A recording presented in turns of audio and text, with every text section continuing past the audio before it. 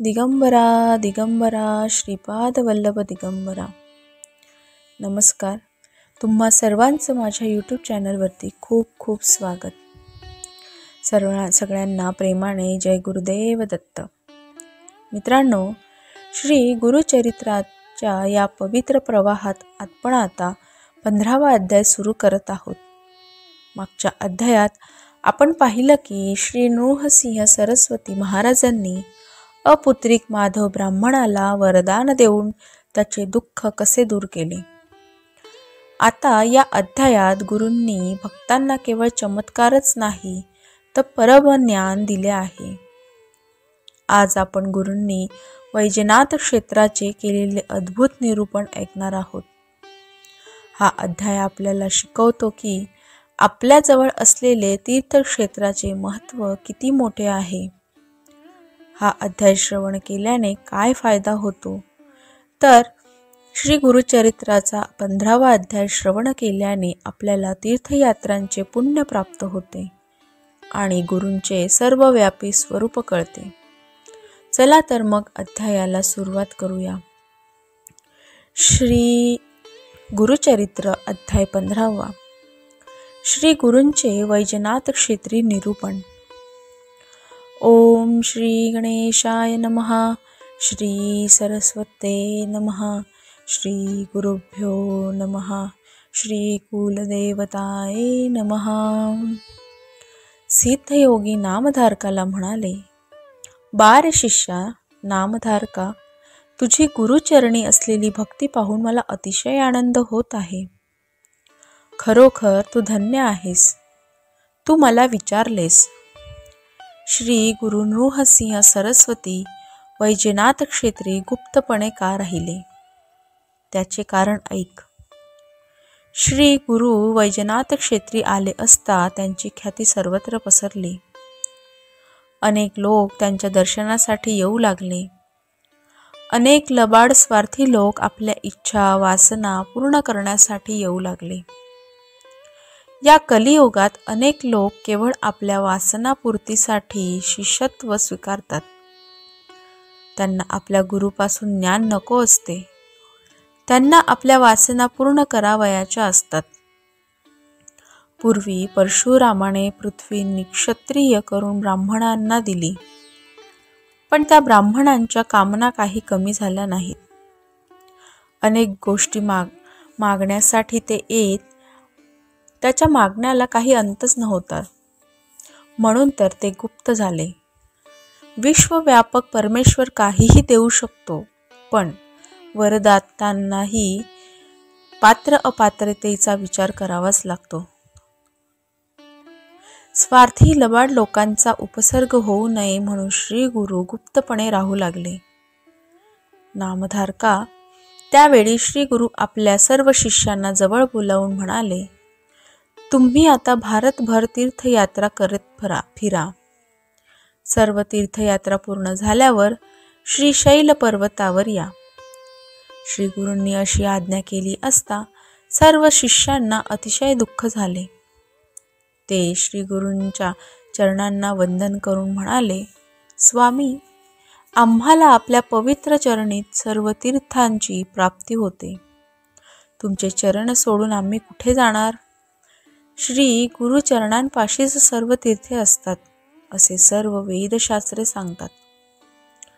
जवळ असलेल्या कल्पवृक्षाचा त्याग करून रानावनात कशासाठी जावे. त्यावर श्री गुरु म्हणाले, तुम्ही सर्व संन्यासी आहात. जो संन्यासी आहे त्याने एकाच जागी 5 दिवसांपेक्षा अधिक काळ राहू नये. म्हणून तुम्ही सर्वत्र भ्रमण करा. तुमचे मन स्थिर होईल. मग एकाच जागी राहावे.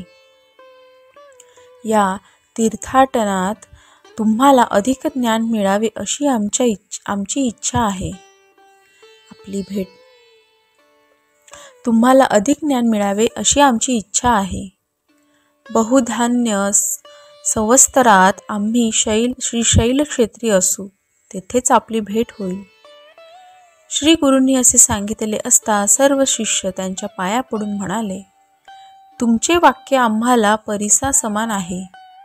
जो आपल्या गुरुची आज्ञा मानित नाही तो भयंकर अशा रौरव नरकात जातो. गुरूंची आज्ञा पाळणे हे शिष्याचे कर्तव्यच आहे.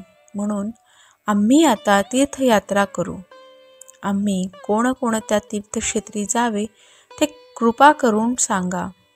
तुम्ही सांगाल त्या ठिकाणी आम्ही जाऊ. शिष्यांनी असे विचारले असता श्री गुरु प्रसन्न झाले. ते म्हणाले, तुम्ही सर्वप्रथम काशी क्षेत्री जा. काशी हे या भूमंडलातील तीर्थराज आहे.